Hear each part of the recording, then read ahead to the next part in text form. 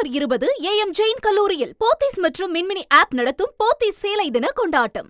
தடையை மீறி திருவண்ணாமலை தீபமலையில் ஏறி வழி தெரியாமல் சிக்கி தவித்த பெண்ணை வனத்துறையினர் பத்திரமாக மீட்டுள்ளனர். அது தொடர்பான காட்சிகளை முதலில் பார்க்கலாம்.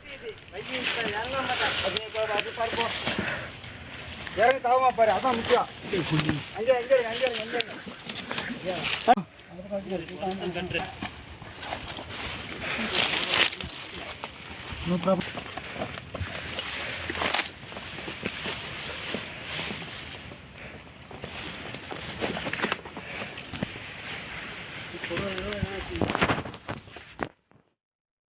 இது குறித்த கூடுதல் தகவல்களை எமது செய்தியாளர் குரு தண்டபாணி வழங்கிட கேட்கலாம். குரு தண்டபாணி, வணக்கம்.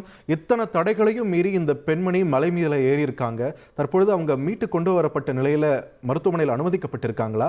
அது மட்டும் இல்லாமல் தடையை மீறி போனதால் அவங்க மேலே ஏதேனும் வழக்கு பாய வாய்ப்பு இருக்கிறதா? விரிவான தகவல்கள் குரு தண்டபாணி. திருவண்ணாமலை அண்ணாமலையார் மலையின் மீது எப்போதுமே பொதுமக்கள் செல்வதற்கு வனத்துறையினர் மற்றும் காவல்துறையினர் தடை விதித்து வருகின்றனர்.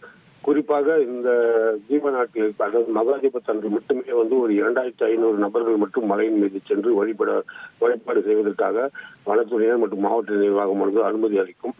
அந்த வகையில் மீதமுள்ள நாட்களில் மலையின் மீது பக்தர்கள் செல்லவோ மேலே சென்று வழிபடவோ அனுமதி இல்லை. இதையும் மீறி பல்வேறு நிலைகளில் பார்த்தீங்கன்னா பக்தர்கள் மற்றும் வெளிநாட்டவர்கள் மலையின் மீது சென்று வழி தெரியாமல் ஆங்காங்கே சிக்கிக்கொள்ளும் ஒரு நிலை ஏற்பட்டு உள்ளது.